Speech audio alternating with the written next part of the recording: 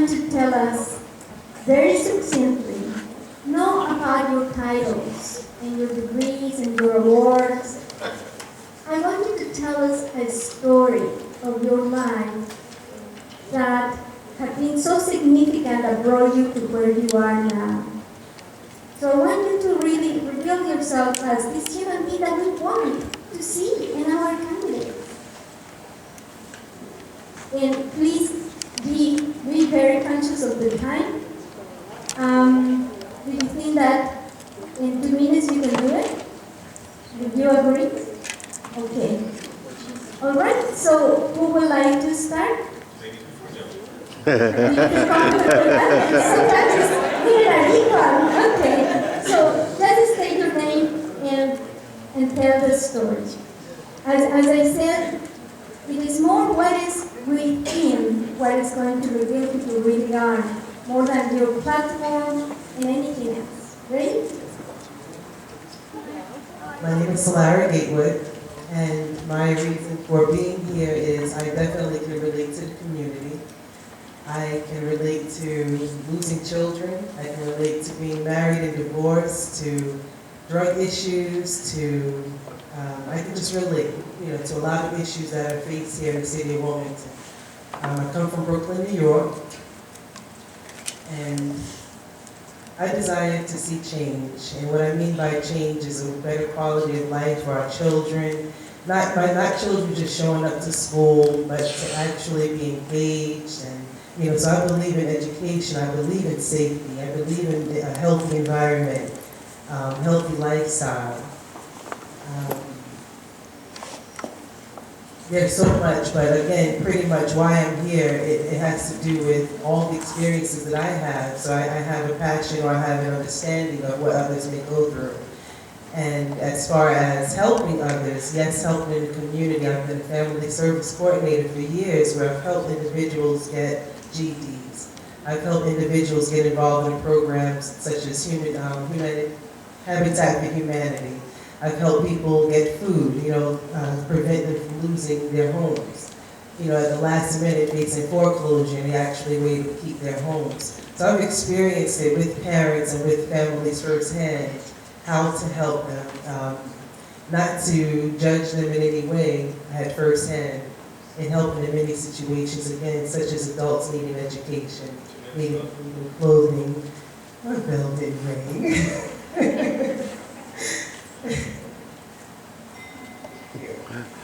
Thank you very much. Again, a reminder, it's not the moment to tell us your beautiful philosophy, your platform. It's the moment to reveal ourselves, who you really are. First of all, good evening, ladies and gentlemen. It's a pleasure to be here tonight. It's not going to take me long to say who I am. My name is Dennis P. Williams. I came from the Riverside Housing Project. I was supposed to be a statistic. But tonight I'm here to tell you that with good mentoring and good people who rallied around me, who took care of me, and raised me up and gave me an opportunity, that's why I'm here tonight. That's why I think I would make a good mayor, because I do understand the plight and the problems of the people here. I'm homegrown, born and raised here. I've seen the city go through the riots. I've seen the city go through the urban flight. I've seen people move back into the urban homesteading. And I've been here through thick and thin when the city was at rock bottom, when the city was making it again, and now the city has a crime problem. It's out of control. I want to stop and try to help people turn this city around. Thank you.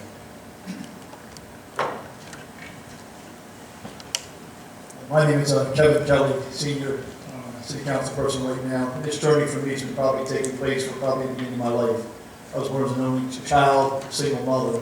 So for all my life I was out on the streets doing some good things and some bad things, but also leading. I was always the person who organized things and made decisions and got people to get through their differences. Over time I progressed and progressed. And kind of the way I kind of got started was, I remember long ago in Browntown, there was a meeting of people who wanted to gather all the young people in the city and take pictures of them, because that was the way they thought to be able to let the police know who was doing bad. I didn't think that was right, and I was probably one of the people who had my picture taken. So I formed the Browntown Community Association, and from there I've had an interest in the city my whole life. I have 3 children. I think the city is great. We have to focus back on the neighborhoods. I think the missing piece of all what we've been doing in the city of Wilmington is we've not valued you, the individuals who live in the city, have not been heard. So from here we're all going to have a little bit of fun. It'll be an interesting election. I'm going to do the best I can to be the leader of the city of Wilmington, because that's what we need, somebody who's going to lead us into the future. Thank you.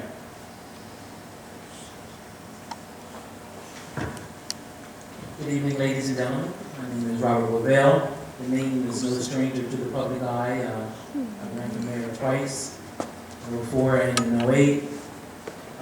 Born and raised here in Wilmington. My mother was divorced with 4 children.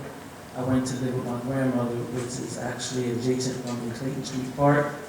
And with my co-sponsor, Calvin Brown from the New Life Church, we successfully had Hilltop Day, Community Day, in that community for 11 years. And we are responsible for sending a family, if not 1 to 3 families, to Disney World, making dreams come true. Growing up in this city, going to Thomas McKean High School, leaving for the United States Navy, coming back home, working at the Department of Corrections, I felt and seen the necessity and need to help others. During my progress in life, God had blessed me with successful businesses, and I want to bring that same success back to the city of Wilmington. It has nothing to do with what I've inherited or what I've made of myself, or what I can make of others. So if I can ask you to consciously just look at all the candidates at who we are and what we stand for, but remember those who's going to remember to give back wholeheartedly and give back from the heart with love. Thank you so much. Thank you very much. Thank you very much.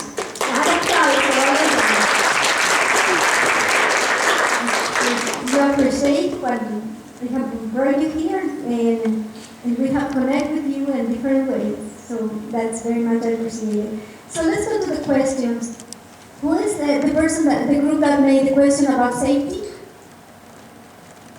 Security? Will you be so kind to read it? Sure. I love. I am, my name is Angel. I am actually pastor in Equidad United Methodist Church, but some members of my church, the church I serve, are residents in the city of Wilmington. And one of their concerns and my concern is about their safety, security. They live in the heart of the city, Green Street, Lancaster Avenue, and sometimes they call me because there's been a shooting, or there's a drug trafficking close to their home, and they can't sleep, and they feel afraid.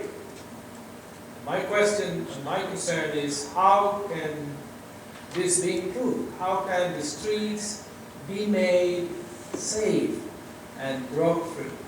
Thank you. Thank you very much for your question. Who would you like, do you have any particular Yes. candidate that you would like to answer this question? Well, I would like Mr. Williams to start. He said something that kind of made me think that you could start answering, maybe the others can jump in. Thank you. Yes, first way you want to handle crime on the streets, and the problem that you're talking about is you want to keep the district cars from chasing their tail all night from computer-aided dispatch. One of the biggest problems that police departments face today is when calls for service come in, they tie the units up. Units are sometimes 15, 16 cars down.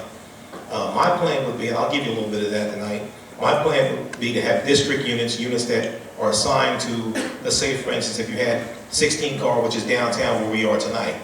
If you had drug problems, crime problems, people fighting on corners, 16 car would handle the basic calls for service. But we'd have a central response team which would be here to not tie up 16 car. They would come in for the loud noises, the people on the corner, you would keep everything moving. And when they come back a second time after those people were given a warning, those people would be issued summonses for being on the corner, being disorderly. If they're caught with narcotics and firearms, of course they're going to be arrested. But Williams' administration is going to go on the offense. We're going to do long-term. We're not going to be on defense like most people want to do. You cannot police a city on defense. You have to police the city on offense. You have to go out, look for the crime, not wait for it to happen. Your calls for service will be decreased once you do that, because you will be putting pressure on people breaking the law. You won't get the call because they won't be doing it. If people are on the corner dealing drugs or raising cane all night long, my officers will be out there aggressively going after them before the call comes in. Answer your question, sir? Thank you. Thank you very much. I might as well keep standing. Somebody else want to ask me a question. Okay.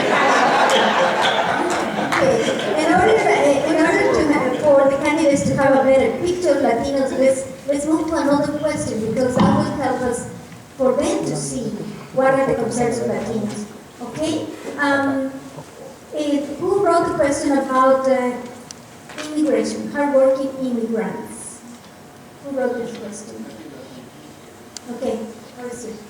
Very good. So, briefly state your story, your question. Good evening. My name is Eric Fontanes. I work at TD Bank during the day. I'm also pastor at church in Dover. But when I came to the United States, say about 10 years of my life working in the city of Wilmington, working with the community at the Latin American Community Center, and also working with the United Methodist Church. So even though I live in Wilmington, Dover now, I know the city and I know how things work around. And I know for a fact that we have many hardworking families, immigrant families, and because of the social status, some of these families are hindered for them to be able to achieve and succeed, and not only them, but the kids and the children that is born here that are U.S. citizens because of the situation of their parents. They cannot achieve, they cannot go further in education, things are tied up. Maybe because of the parents don't have the tools or the resources, even though I know now that more resources are becoming available. So what are the plans or your vision, Senator Kelly, Councilman Kelly, to assist the hardworking immigrant families to achieve stability in the city and hopefully in the nation? Thank you. For the question. I think part of the issue too is with immigration, we have to have a clear national policy. When we don't have a clear national policy from the feds on what constitutes immigration, we need to see what we can do. To myself and the Kelly administration, we're going to help anybody in the city who wants to better themselves, regardless of their status of legality or not. We're all trying to work together to make the city a better place. But we do need to have some legislation from a national level, state level, whatever they may be. To people who are here illegally, we need to determine what is going to be their proper, whether they're going to stay in this country, they're going to leave. And for those that are here, how do we make them become legal citizens? We also have to understand there's a lot of diversity in immigration.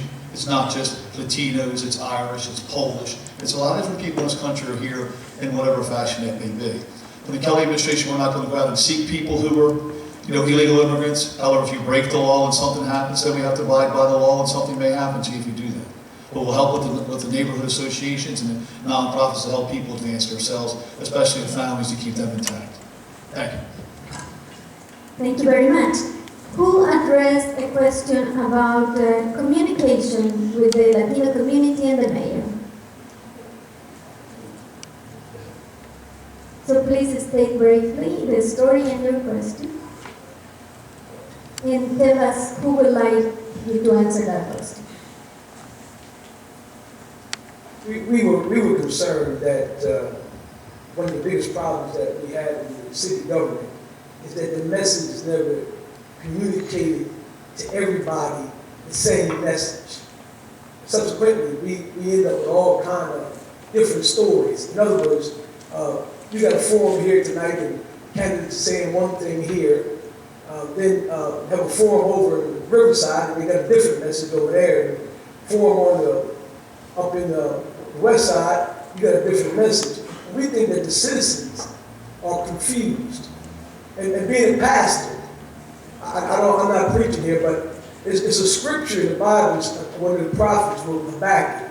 And he said, write the vision or make it plain so that the people that read it can gravitate towards it. In any of you guys' administration, how will you clear up some of the misinformation that has went out in past administrations that caused us to be arguing with each other? Because you promise a group something, and you say, well, no, I didn't really say that, and then you say something over here. So we was concerned that the message is clear. So I would just want anybody to respond to clarity in the message. Thank you very much. Well, I don't think you can blame any of us for that because we haven't been elected to mayor yet, first of all. I think that a Williams administration is going to be clear and concise. If we're speaking to the Hispanic community, matter of fact, I'm going to have Hispanic liaison officers in my campaign. Matter of fact, I have two of them, Ramon Rodriguez and Nancy Lopez, first of all, because I don't know everything that affects the Hispanic community. That's why I want people of Hispanic descent that understands, that can help me and get a vision where I can go in and work with those folks so I can understand what is going on. What I say over here, I'll say in West Overhills. I just left Brandywine Falls, and I told them, number one on my agenda is crime. The same thing I'm going to say here tonight and what I just said. Crime is the problem in this city, and anybody that thinks it's not, they're kidding themselves. We rank the #9th worst city in the nation today. Go on the internet and look it up tonight. Doesn't make sense for a city this size. It just does not make sense. A Williams administration, we're going to be open with everybody.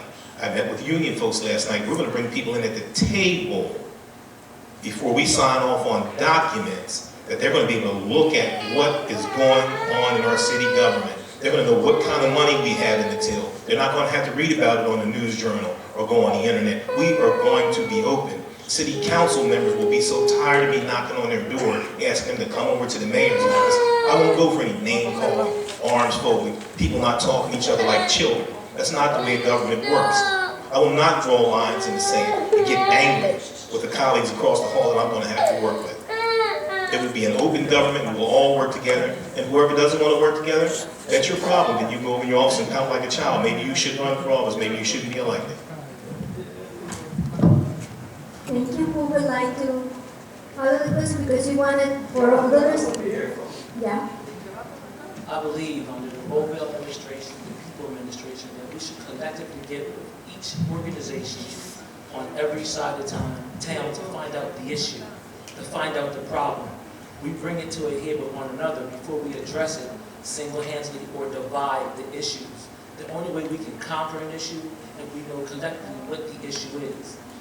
If it's in the Hispanic community and or the Polish community, some representatives for those communities should meet with the West Side community, should meet with the East Side community, so we all can be on the same page. And that's something that I see us coming together to do, not just isolating it or worrying about one issue and then we have a confusing matter.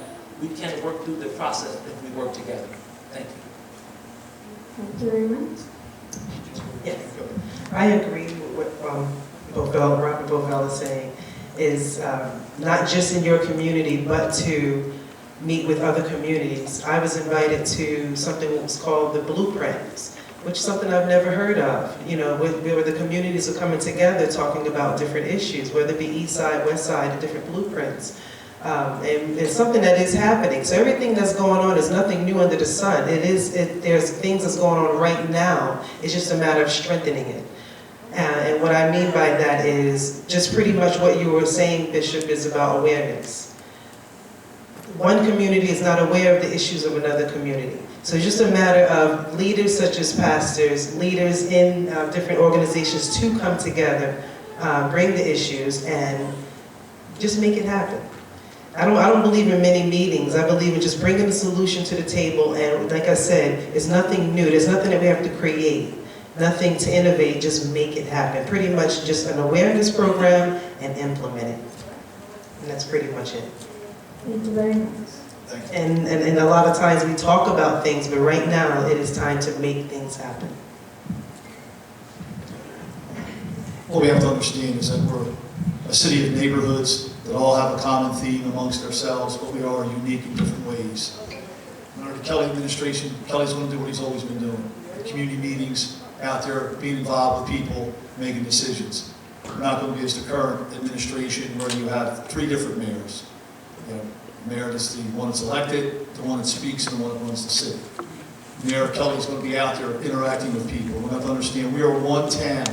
We're not all different cities. We're not all different ones. But also neighborhoods need help in being trained and you understand how to make their neighborhoods better. And that's going to take a little bit of time. But in our mind, you're right. No matter what, at the end of the day, Calvin, you're going to have people who want to make misinformation their priority. Because no matter what any of us say up here, they're going to try and say something different. So the key is how you minimize that and get out with people and make sure you have a good collective group of people who understand what the message is. And you have to have a clear policy of what we're going to do to address neighborhoods and the issues we have. Thank you. Thank you. And I'm really appreciating that you are very sensitive to time, but please keep it up. Okay, I have a question from the gentleman that speaks only Spanish. So the question, and he would like for you, Mayor, to answer. He is a Puerto Rican, born in Florida, have lived for years in this country. He doesn't speak English, and he would like to find housing. What can he do about that? Well, first we have to be able to connect him with the resources we have in the city that can help him with housing such as here.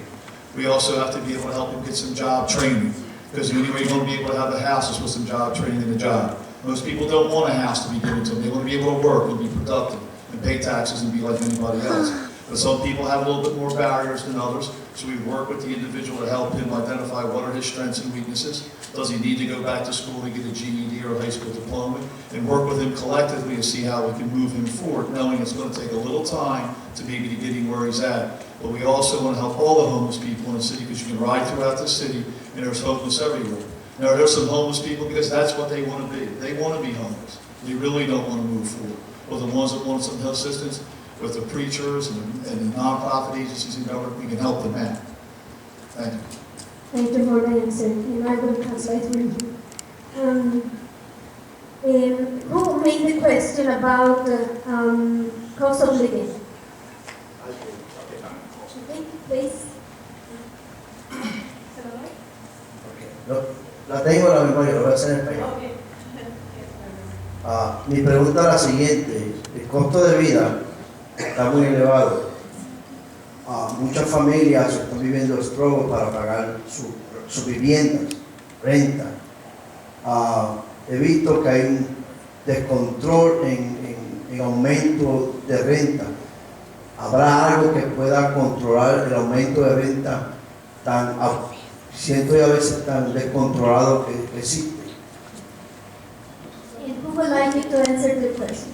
Well, we have to say it in English.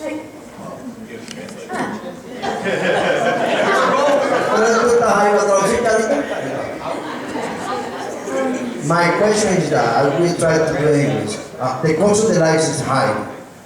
More family live in a struggle to pay the rent. And we find many people have high price of rent for apartment to two bedroom. I think so about the problem that we have in our community. I don't want to say the word, but it's abuse all the power to hide the price of the rent of the living from people living.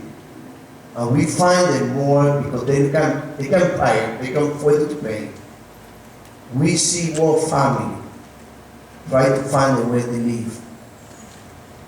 And one of the situations we're having that we can be hanged and the criminals because people have to find a way to live.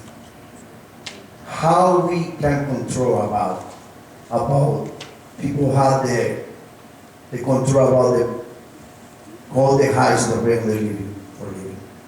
You got it? So rent control is one of those things. Rent control.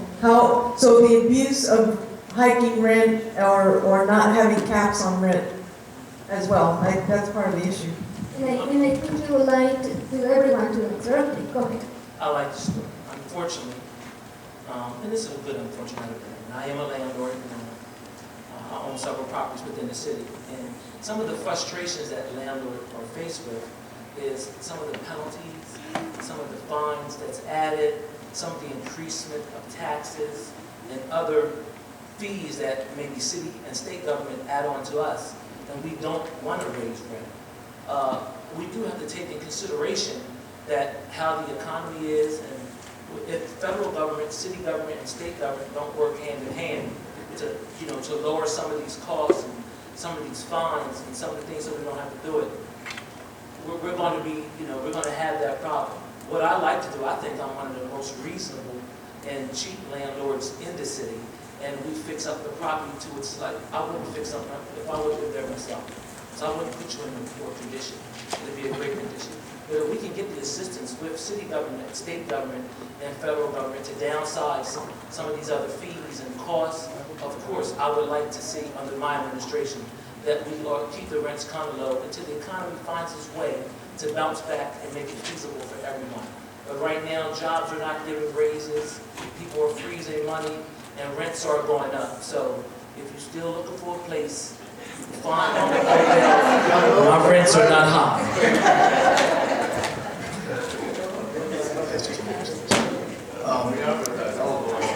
I have a little different view on Mr. Bovell. I think government needs to continue to regulate rental properties because we have many landlords in the city who take advantage of individuals, especially Latinos, where they want to charge you a higher rate than someone else may be paying for a similar property. The ultimate goal we want to do with everybody at some point get them into home ownership. I mean, right now we're 50% rental properties in the city of Wilmington, so that's the pretty largest number we've ever had. But we have to have rules and regulations, unfortunately, in certain properties. They're not all good landlords like Mr. Bovell is probably here, but all the ones who are there, we need to make sure enforcing the law that the right amount of people are in the house is under condition. The market conditions drive the cost of rent, unfortunately, in the city of Wilmington. And I know they're up to about $1,000 for a 3-bedroom house. So we're going to work with people to make sure that what they're paying for, they're getting a good quality apartment, and ultimately getting them into home ownership. Thank you. Thank you. And the rent control problem doesn't come from the mayor's office or the local government, it comes from the legislature. The legislature would be the one that would impose rent controls. There was legislation, Bobby, last year we put a cap on exceeding rents. And I think Mr. Bovell might be contradicting himself. He's paying fines and fees. He can't have great apartments because if he's paying the fines, he obviously has some problems. The city's coming there fining. Oh, I was getting ready to say, because if you're getting fined, you have some problems there. But it has to be regulated, because if it's not regulated, it will be out of control. And again, when the rents start to escalate, call your legislator. We've capped that before, right, Bobby? And also, we've been working on that before, but the cost of living for rent to go up, it comes from the legislature. It wouldn't come from the mayor's office or local government. Thank you. I do not know the ins and outs, but however I don't mind putting my hands to work. I would find out the regulations. So I can just honestly say that I don't know the regulations of the rental control. However, one thing that I have witnessed, there are some individuals, like we're not going to just talk about landlords. I've witnessed individuals where just a woman is working and the man may not be working. So it goes along with that individual, do they really want a home? You know, because they'll say there are no jobs. There are jobs, it's just a matter of is it the one that you want. But you're going to do whatever it takes to keep your home. Whether it be a house, whether it be a rental property, you'll do whatever it takes to keep your property. In some cases, there are some individuals, again, who will neglect paying the rent. And with that, and I guess what Robert Bovell is talking about is, that way. And pretty much all I'm saying is, from the landlord doing their part, as well as the rental, as well as that individual doing their part.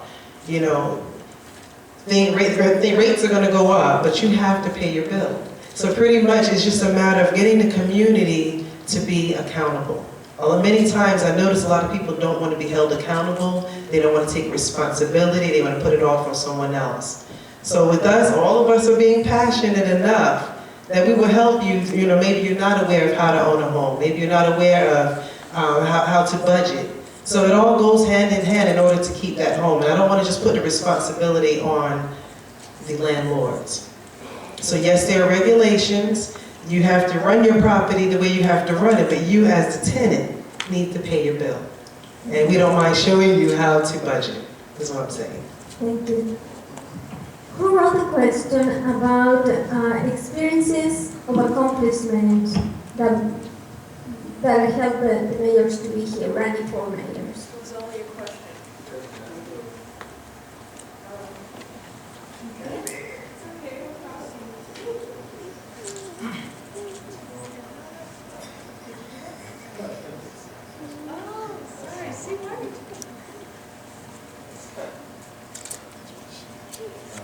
Well, yeah, my question was, what past experience or accomplishment prepared you to be our next mayor? So I think this is a question for each one of you. So whoever wants to start, go ahead.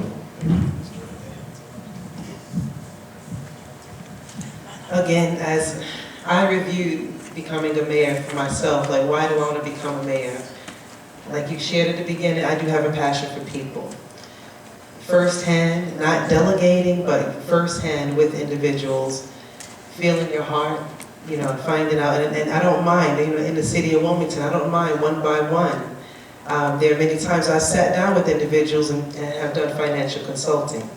It was a matter of, you know, you're telling me you get ready to lose something, or you're telling me you have lack of, but do you really want? You know, and what I mean by that is, in my financial consulting with individuals, if I gave you something and you run with it and you saw that it happened, you saw that it flourished, then okay, there's an individual that want change. Again, as a family service coordinator, helping individuals in the education field, in the housing field, whether it be food, whether it be shelter, clothing, it didn't matter what issue. I was able, right here in the city of Wilmington, because like I said, there's nothing new under the sun, especially in our community building. Excuse me. In our community building, there are many resources that are already here. When I bought my own home, I got it through a first-time home buyer, through Hine. So there are many resources already here in the city of Wilmington. It's just a matter of the awareness of individuals knowing what that is, no matter what the topic. And you know, so pretty much as a mayor, I am here to implement awareness in whatever area and resources. Thank you very much. Well, I think what qualifies me to be a mayor is our number one problem is crime in the city. I think on this panel, I am the criminal justice expert. I have more experience with the criminal justice system than all three of my opponents put together. I'm a retired homicide investigator, and I graduated from the FBI Academy School of Arson, New York City Police Department School of Homicide. I have a degree in criminal justice. I broke up one of the most notorious gangs in this city that murdered 3 people back in 1984. I arrested over 74 people for multiple homicides in this city and solved multiple homicides in this city. I've gone all the way to United States Appellate Court on cases that we had regarding homicide on appeals. I know how to do a daytime search warrant, nighttime search warrant, testify in all the courts in this state. I know the inside and outside of the police department. No one can fool me if I become the mayor. All these little stats and fluff that people write and bring to these meetings, they will not be able to fool this mayor. When it comes down to the finances, I had an unprecedented $800 million deficit. No chairman in the history of the state has ever faced insurmountable odds. $800 million deficit. $200 million short of $1 billion. We wrapped that up. We didn't lay one state employee off. We still have a triple bond rating. We did it collectively. We called in every vendor, explained to them what we paid you 2 years ago for a contract, we can't do it any longer. If you will not accept our terms, 25% decrease, we will find somebody else. We called the union members in, we explained to them, there's no money. You have to take a 2.5% pay cut. If you don't, we're going to lay 5,000 people off. We don't have the money. Those are tough decisions that a mayor is going to have to make. And ladies and gentlemen, let me tell you something. It's called leadership. And this guy you're looking at right here, he's already made those decisions and didn't worry about the political consequences. And I'm still standing. Thank you.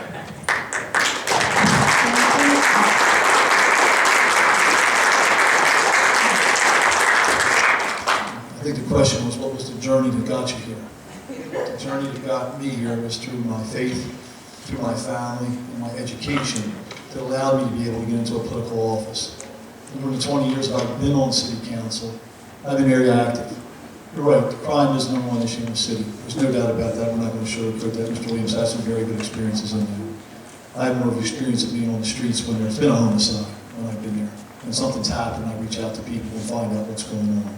But there's a lot of things we have to do. We have to realize, too, again, this is about neighborhoods. And how do we make neighborhoods better? What do we do for our young people? When homicide is the #1 killer of 15 and 19-year-olds in the city, we have some things to do.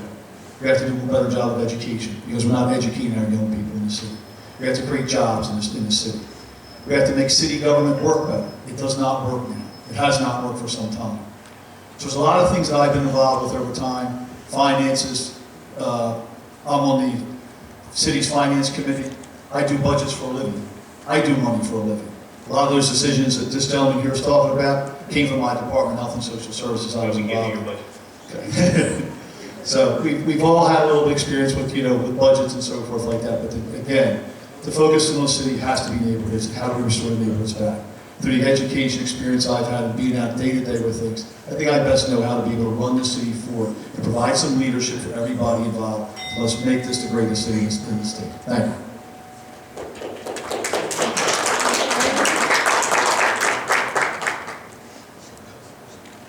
Like you were saying, sir, some of the accomplishments, some of the things that got us to where we are today, and the reason why we want to run for the office that we're running for. The reason why Robert Lavelle wanted to be the mayor.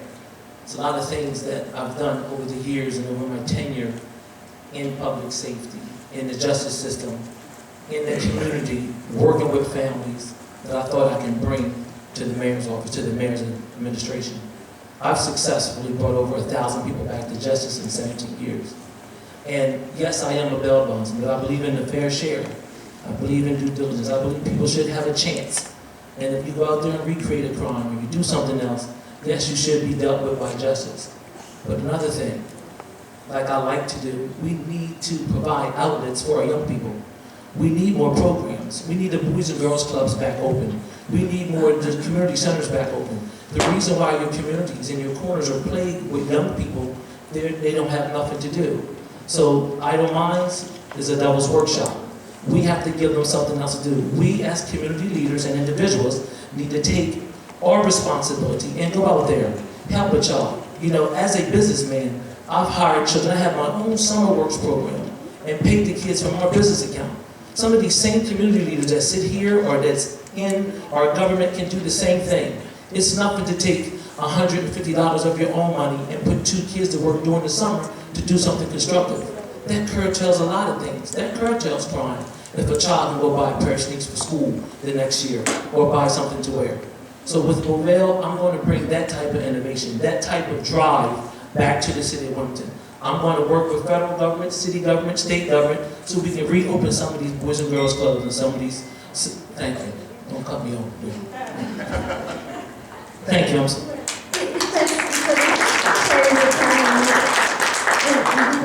Express a lot of important thoughts on that. Thank you. So Pastor Ray has a question that he would be wonderful if he can read it. I think that's appropriate after the question that was just asked and what all of you have just shared. My name is Pastor Ray Williams, Senior Pastor of Faith Harvest, and we not only just come here to represent the African American church, we have a Latino church, we have services in Spanish, but also I'm the head pastor of a private Christian school in our city. So we have hundreds, if not thousands of people that are going to be voters here in the city this year in the election. My question to all of you is education related, because just as we just heard of the things that close with education, we know that education is one of the things that's driving crime, the lack of education. We happen to live in a city or a state that has a 58% graduation rate nationally or across the board for every race. For the African American Latino community, it drops to 50%.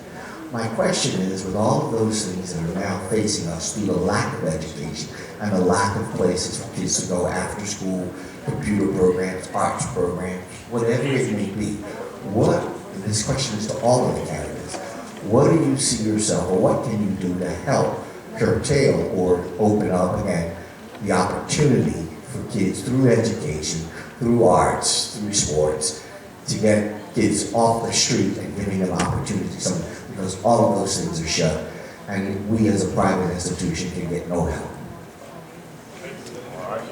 Thank you very much. Whoever wants to start, please go ahead. I believe if we collectively just get with those institutions and those centers and those organizations that want to give back, we have to first volunteer something. And then I believe with any community leader or any government, once we see that we have a volunteer body, then we can go out to find the resourceful means as far as finances and keeping it going. But we first have to have a collective effort. And the money is important. The educational side of getting these things open and making those communities aware is us going out in the community and getting these individuals or these community leaders or these young people's advice on what they would like and what they would like to do. So to find a feasible answer for you, we first have to get the volunteers to see if they really want to give back to the community and help out. And then government will probably find a way to aid you in a financial way. If it was me, my mayor's salary, I would surrender half of it just to keep a community center open because I want the children somewhere to go. It's not about the money, it's really about giving these kids a collective effort, something to do. Thanks. I think one thing we have to understand too is education is provided by the state of Delaware. And what the city of Wilmington needs to have is a clear education policy on how we're going to address the needs of our young people. We have to understand as well, unfortunately, city kids need a little bit more resources than other children do to learn. And we also have to collectively use the nonprofits, the churches to help as well. We just can't have young people going to school and leaving. And young people learn differently than when we went to school. I have 3 students in school. They get their information from a cell phone, a computer, or something else. They don't have an interaction. Under the Kelly administration, we'd have to expand our safe haven programs. They've been proven to be able to work to get young people off the streets. But we don't have enough money in the city government to do that. We're going to have to work with organizations like yourself to be able to do it to help. I would have a youth advocate. I would have an individual who would report to the mayor, and he or she's job would be to promote youth in the city of Wilmington through education, through safe havens, whatever that may be to do. To go to Dover, to go to Newark, to go to Washington, wherever they need to go to try and say, we have an agenda in the city, our children are different than some of the others. And to bring them up so they're passing the test scores. Because when you don't have a group of young people who are educated, they tend to learn to go to crime. They do different things. We all have to work together to make this a reality. I was a product of the Boys and Girls Club and the Parks and Recreation Department. That's what kept me off the streets, kept me going the right way. Right now, we need to bring that back. Thank you. Thank you very much. Yes, first of all, I gave the Boys and Girls Club $1 million to keep their doors open this year because they were going to go bankrupt if we didn't give them that $1 million from joint finance. I came from H. Fletcher Brown Boys Club. It's a state responsibility for education, first of all. You won't have to worry about the state getting any grant money. The state won't give the city any grant money regarding education because it's their obligation by the federal law that they have to keep schools open. First of all, I would bring back an education department. And when people start squawking when the Williams administration brings back an education department saying I'm wasting money, I need for you in this room to be jumping up and down, standing by my side when the media comes up and puts a camera in my face and say I'm wasting money. City kids are not being treated fairly in the school districts. Let's face the music. We need an education department that will go in and monitor why the kids are dropping out. What's going on in those homes? Not just sending the police in, I'm talking about youth and family services going in. Is there substance abuse in those homes? If there is, we gotta get those folks help. We have to find a loving parent who can come in or relative to stand in the place of those folks who may be using alcohol or drugs until we get them squared away to get those kids focused, to get them back in school on a learning effort. Now remember what I said. When I start that education department, people are going to be jumping up and down saying we're wasting money. And I want you to remember, you need to stand with me and be raising your hands up just like you're in this meeting tonight saying Williams is right, we need an education department. And we don't have a 50% graduation rate, we have a 59% dropout rate in the city of Wilmington. Thank you. Dr. Byrne?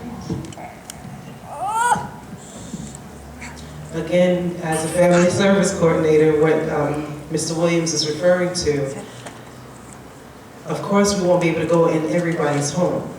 But as a family service coordinator, we had to go in the individual's home of the students to find out exactly what he's saying, the issues that are facing your house, so that we know as teachers, because it should be a teacher and a parent partnership, should be. And that's something that we need to actually teach our parents, because many times the children, not necessarily the children, but it's the parents not realizing that it is a partnership. You don't just send your child to school. Whatever it is that teacher is teaching, you ought to be implementing it at home. Whatever your values at home, that child needs to still do it. Not wait till they get there, they close the doors from the parents, but continue it at school. So it is a partnership. And with that is just being aware of anything concerning that child. But my concern is the quality of life, the quality of education. I desire my children to go to Tower Hill, to get the same education as Salesianum, as Ursuline. You know, I desire that same quality. And while we talk about there's not enough funding, with what we have, again, just like budgeting, like anything else, with what you have, make it work. A matter of the teachers, you know, the compassion of the teachers to even, you know, treat it, to bring hope to those children that this is like a Salesiana, this is like an Ursuline, to even have programs. I even heard someone on the radio talking about spelling bees. I don't know of any spelling bee that has happened in Delaware.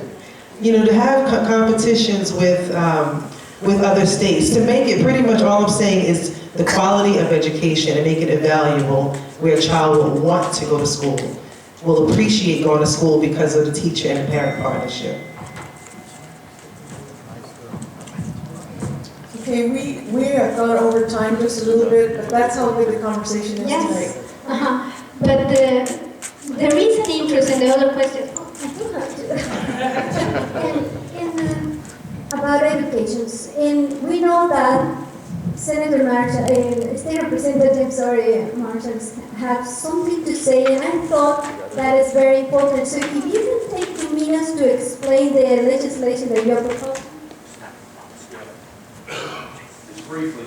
In relation to education, so that's Probably why. don't need the microphone, thank you. I kind of want to share with those here today, I had announced back in October 2010 that I had an interest in being a candidate for mayor, but I withheld an active campaign and moving forward till May or June. But, you know, I'm here to attend. The good news for Wilmington, we have an outstanding group of men and women who are interested in being mayor, and you know, we can all feel good about that. The one issue about education, I'm working on a DREAM Act for Delaware, and it'll be introduced within the next week, hopefully.